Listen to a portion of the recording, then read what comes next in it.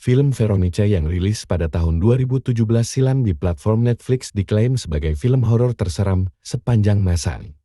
Inspirasi dari film Veronica disebut diambil dari kejadian nyata yang terjadi di Vallecas, di pinggiran kota Madrid, Spanyol. Kisah nyata yang melatar belakangi film Veronica pernah terjadi pada seorang gadis bernama Estefania Gutierrez Alzaro yang meninggal setelah sosok iblis merasuki tubuhnya.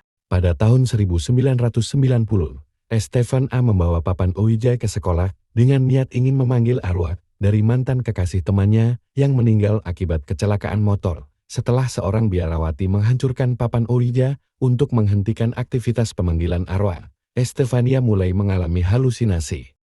Dalam kehidupan nyata, Estefania meninggal setelah 6 bulan mengalami penyiksaan secara gaib. Setelah lebih dari setengah tahun menderita kejang dan halusinasi, Estefania menghembuskan napas terakhirnya pada Agustus tahun 1991. Setelah kematian Estefania, keluarganya masih mengalami teror gaib selama lebih dari setahun. Setiap hari mereka dihantui sosok gelap yang membanting pintu, menggerakkan barang, dan berlalu lalang di rumah mereka.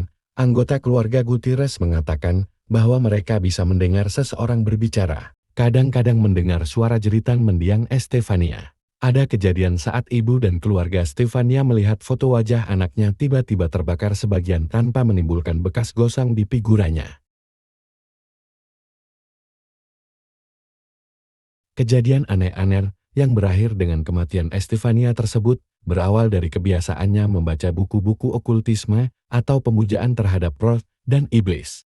Okultisme mencakup praktik ramalan, sihir, tahayul, atau kepercayaan terhadap alam supranatural, misterius, gaib, dengan berbagai sosok gaib dan misterius yang diikuti oleh berbagai ritual atau ritus dengan tujuan tertentu, dan Stefania pun melakukan beberapa di antara praktik tersebut. Belajar okultisme dianggap berbahaya oleh sebagian orang karena dapat melibatkan praktik-praktik yang dianggap supranatural atau gaib, serta berpotensi membawa dampak psikologis atau spiritual yang tidak diinginkan.